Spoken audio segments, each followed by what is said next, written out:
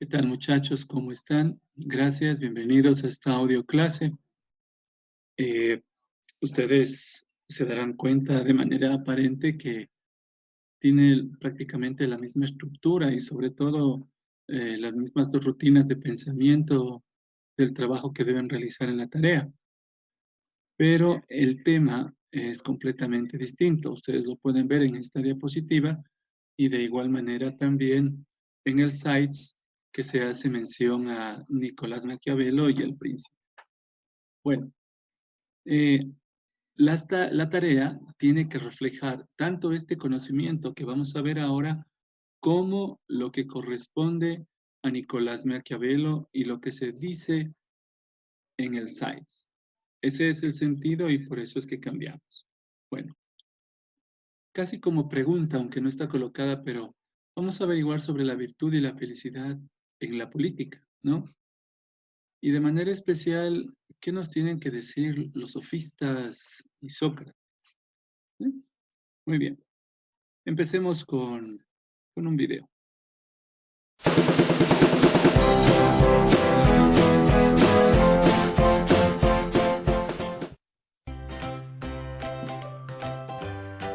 La segunda mitad del siglo V a.C. es un momento de gran esplendor cultural en Grecia, especialmente en Atenas. El gobernante elegido por el pueblo era Pericles, un político y estratega brillante que se dedicó a promocionar las artes, la literatura y comenzó la construcción de templos como el Partenón, por cierto, el templo más imitado de toda la historia. Habían concluido las guerras médicas contra los persas. Los atenienses habían alcanzado la victoria. De ahí se desencadena un sentimiento de orgullo nacional y de colaboración ciudadana, pues todos tuvieron que participar para vencer en la guerra. La forma de gobierno de Atenas era una democracia asamblearia. Los ciudadanos se reunían en el ágora y debatían los diferentes asuntos políticos. En este contexto, saber hablar y defender tus ideas era esencial. ¿Nunca habéis visto anuncios de coaching para convertirte en un líder y aprender a hablar en público? Pues a esto se dedicaban los sofistas, entre otras cosas. Tú, jovencito, que pareces un poco hipster, ¿quieres ser un orador eficaz y dominar el arte de la retórica para triunfar en el ágora?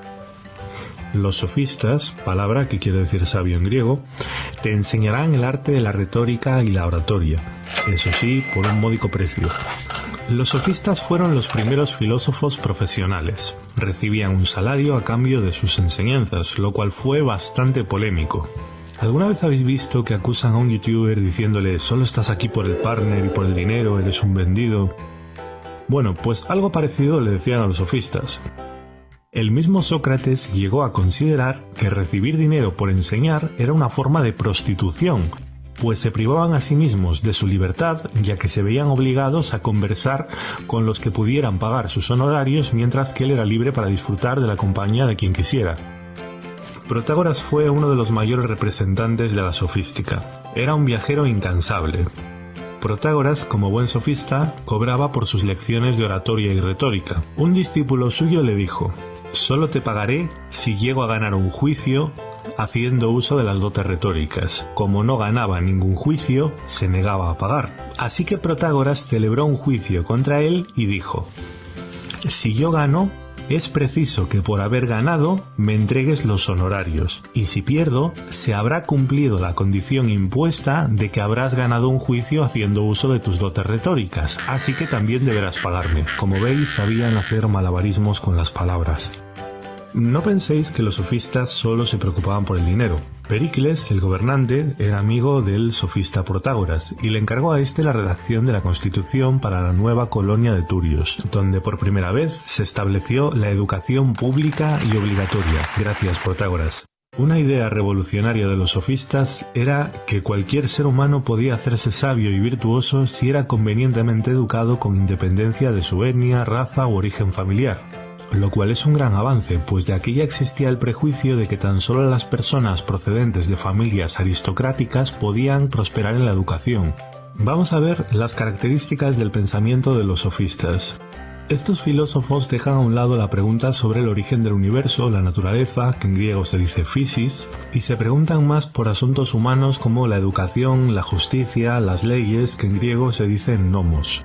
Relativismo ético y político. Protágoras se percató de que lo que en un lugar está considerado que está bien, puede estar mal considerado en otro lugar, mientras que hay lugares en los que estar desnudo se considera totalmente natural y deseable, en otros se condena el desnudo con latigazos, prisión o incluso pena de muerte. Cobran conciencia de que las leyes políticas no están fijadas por la naturaleza, sino que hay diversos modos de concebir el bien y la justicia. Protágoras expresa esta idea con su famosa frase: el ser humano es la medida de todas las cosas, entendiendo que no existe un criterio absoluto para juzgar lo que es verdadero o falso, bueno o malo.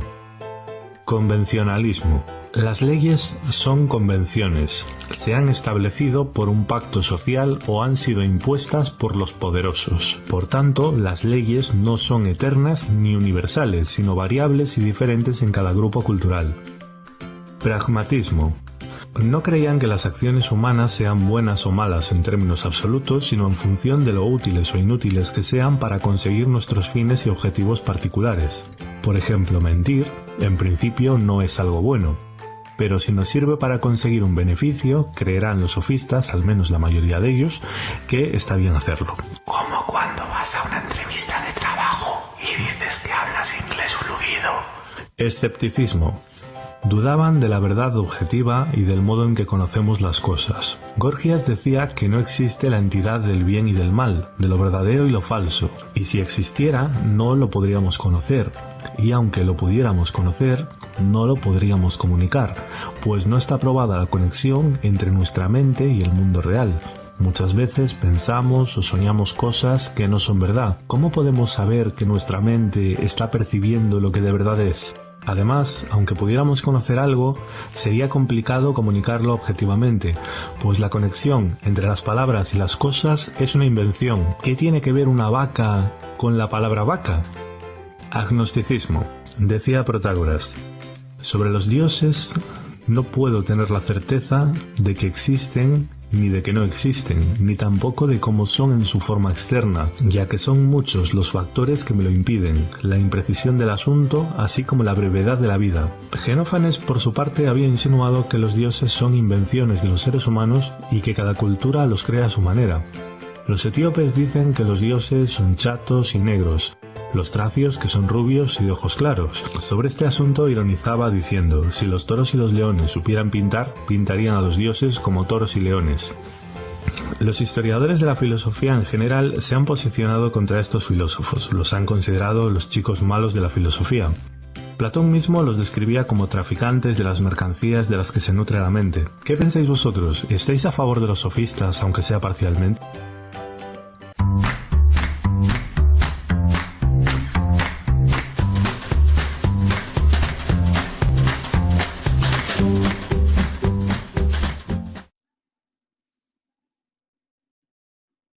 Bien, rescatemos un par de ideas solo para tener en cuenta lo fundamental del aparecimiento de los sofistas.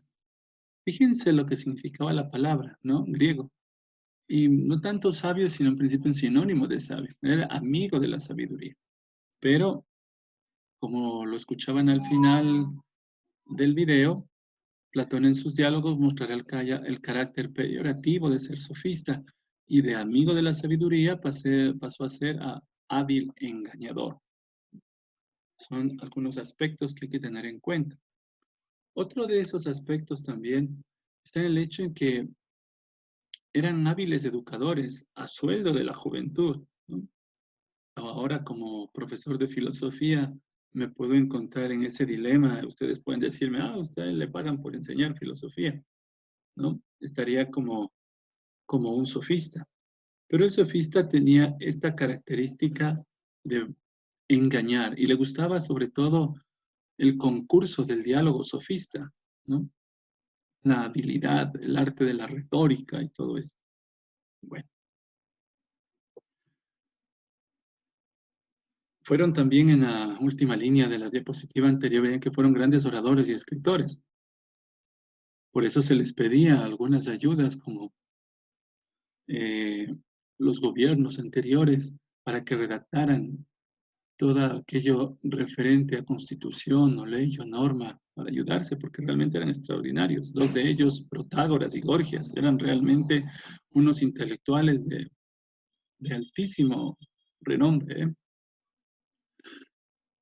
Hay que recalcar que ellos representan un giro filosófico y empiezan a hablar de todos los temas, sino que aquí, solo para sintetizar, como nos decía en la diapositiva, adoptan una actitud relativista, ¿no?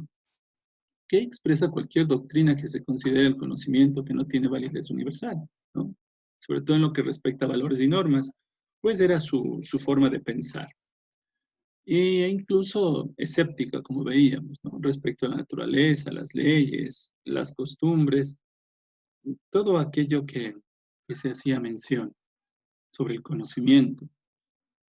Y para afirmar un poquito más este aspecto, dice que no son pensadores sistemáticos, ¿eh? No parten de lo universal, sino de lo particular. Acuérdense que con el modo de pensar actual, y no solo eso, sino fundamentados en el conocimiento, en el aspecto antropológico, en la parte científica, que es la antropología filosófica, hacemos mención que es muy difícil hacer deducciones de normas para la sociedad partiendo de algo particular, porque son casos excepcionales. Pero ellos lo excepcional lo convertían en realmente en general, ¿no? Como está sucediendo ahora en el mundo, en algunos aspectos. Lo propio del sofista es el saber universal, y cada sofista realmente era una enciclopedia oral, ¿no? Era realmente extraordinario en ese sentido. Pero utilizaba su conocimiento para engañar. Lastimosamente, esa era la propuesta. Esta es la idea general del sofista, ¿no? Del conocimiento, la polimatía, el saber universal. Conozcamos ahora a su gran oponente, a quien realmente le sacaba dolores de cabeza a estos sofistas, ¿no? Escuchemos y miremos este video.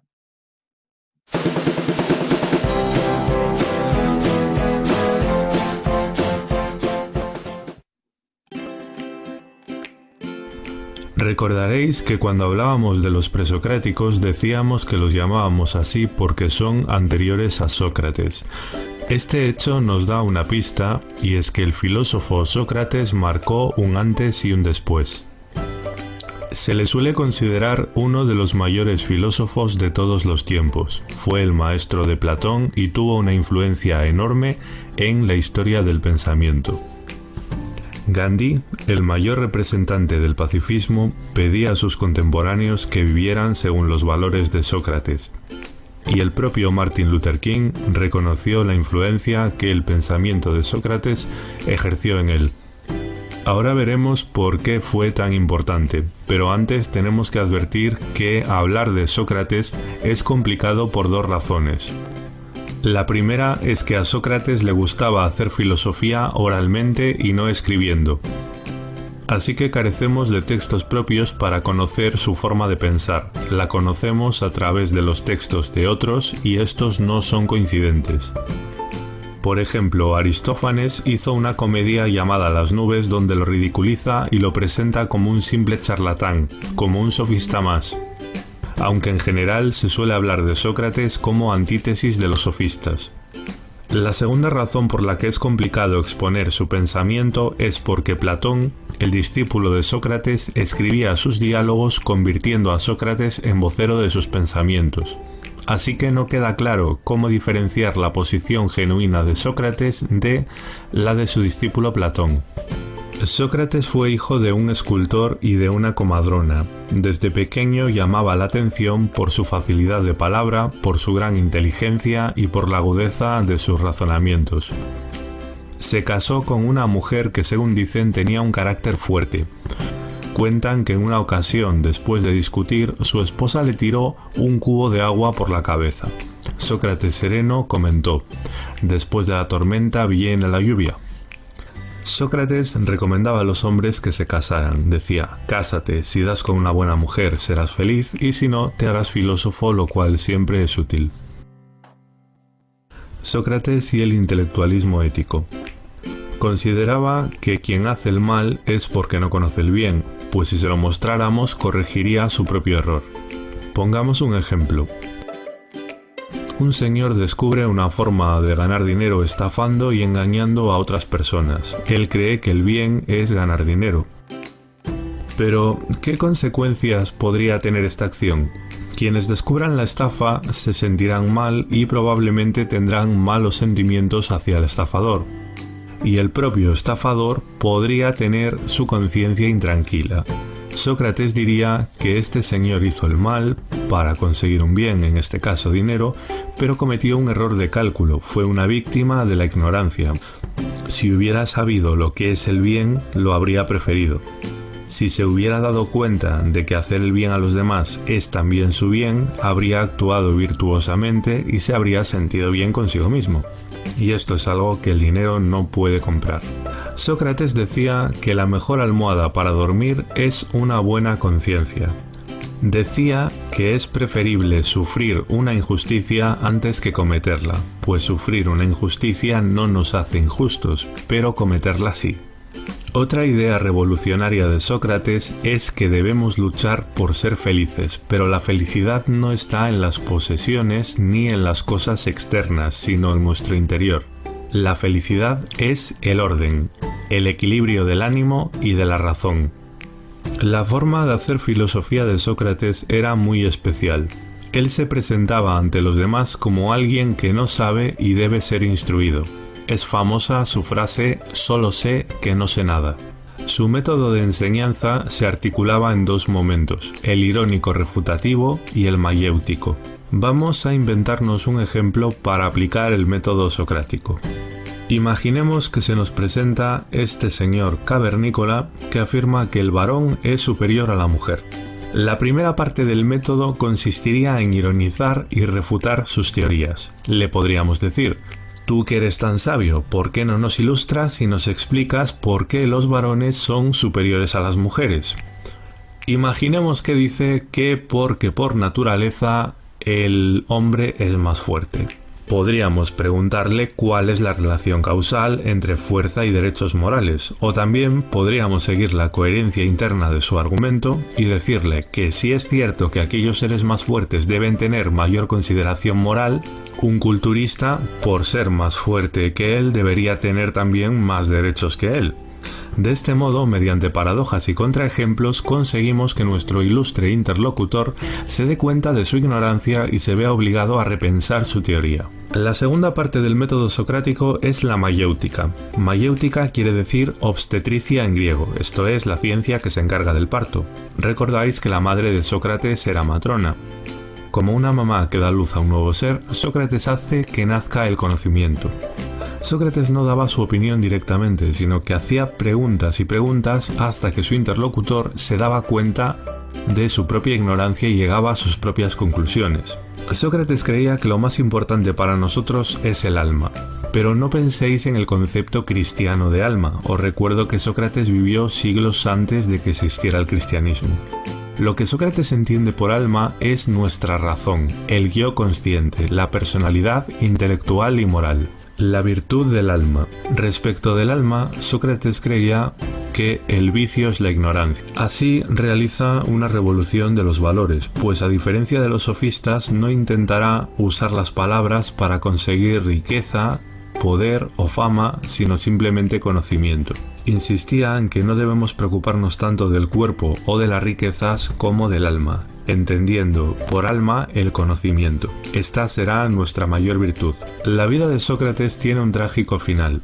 Fue acusado de no creer en los dioses de la ciudad y de corromper a los jóvenes con su forma de pensar. Por ello fue condenado a muerte. Según cuentan, sus amigos habían organizado todo para la huida, pero él se negó. Decía que la violencia es impía y que es preferible morir siendo fiel a la ley antes que vivir violándola. ¿Estáis de acuerdo con Sócrates en que es preferible sufrir una injusticia antes que cometerla?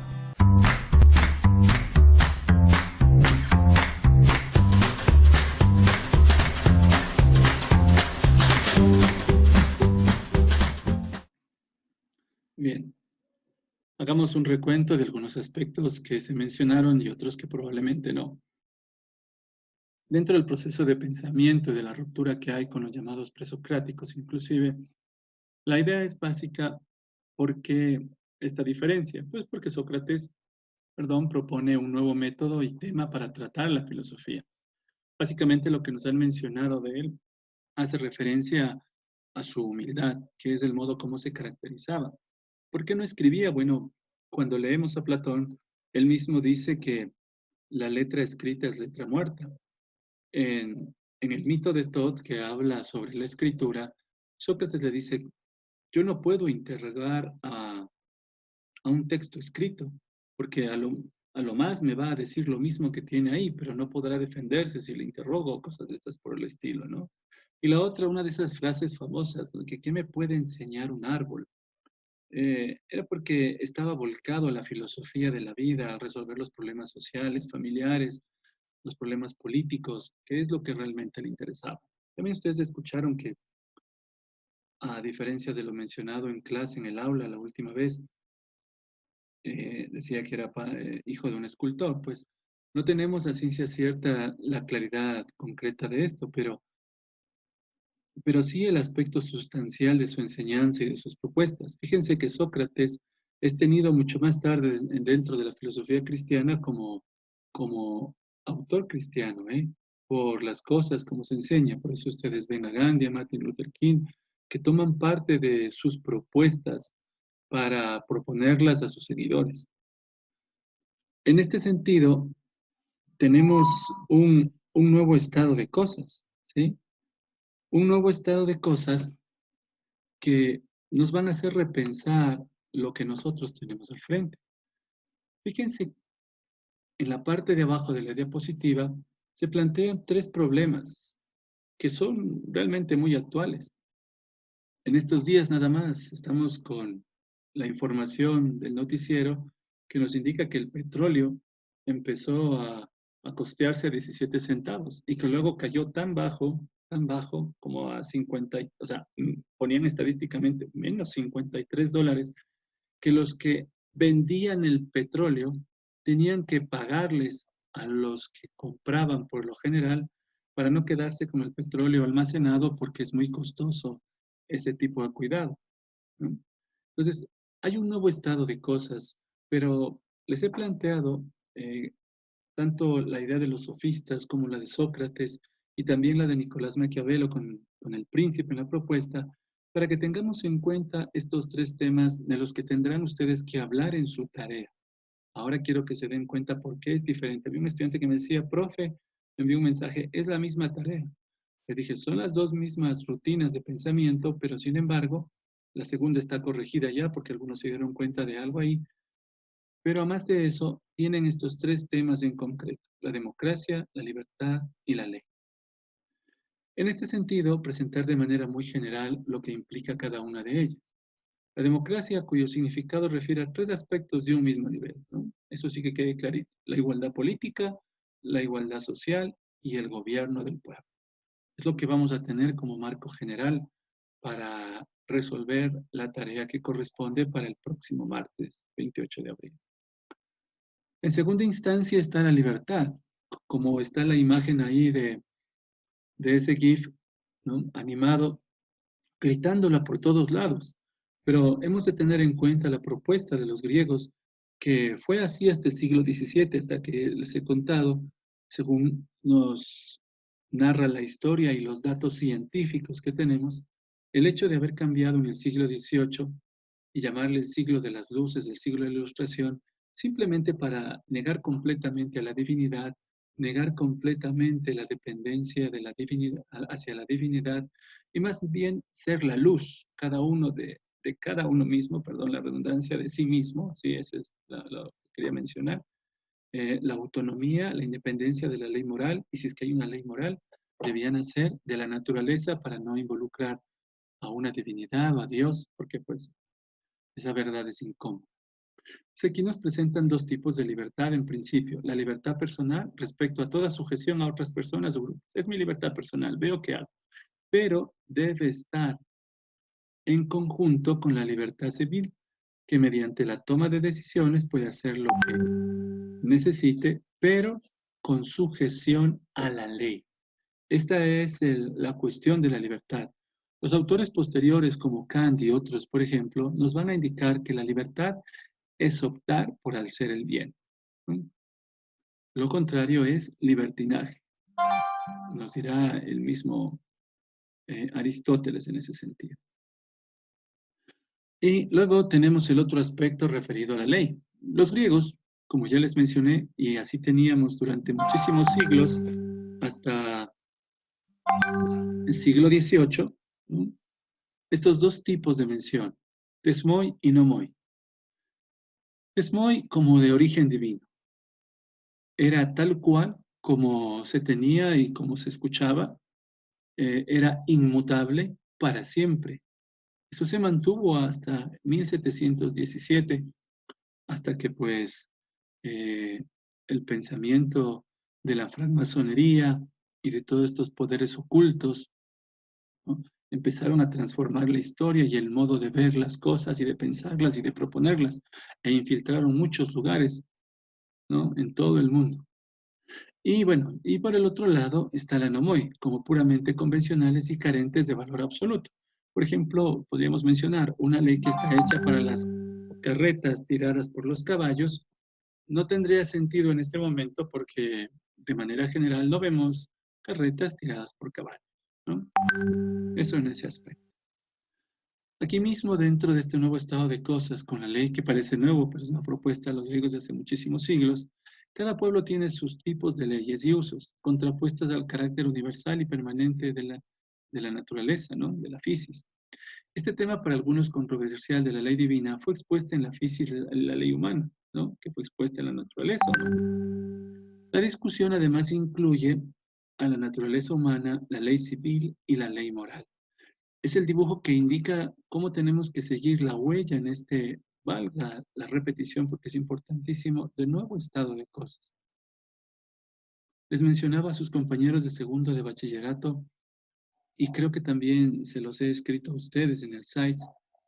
¿Cómo creen ustedes que va a ser la situación social, política, económica, personal, después de esta situación llamada pandemia, ¿no? ¿Qué hay detrás de todo eso? Pero ¿cómo va a ser nuestra situación posteriormente, ¿no?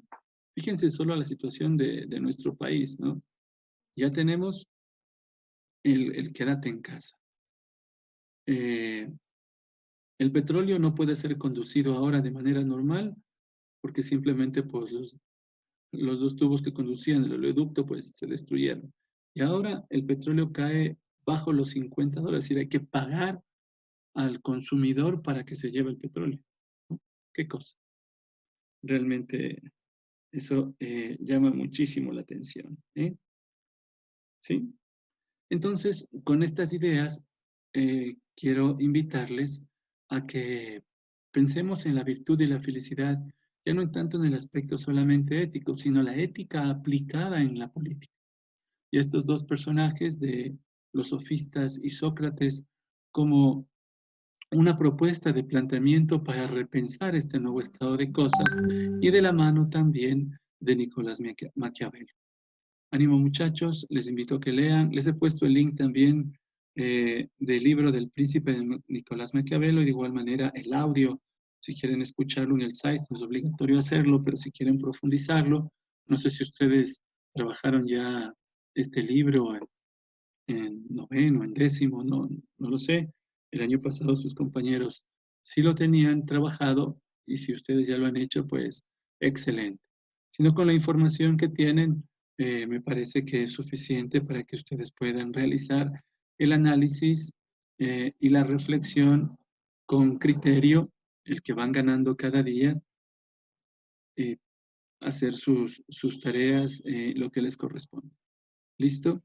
Entonces, hasta aquí terminamos, muchachos. Una excelente semana. Dios les bendiga.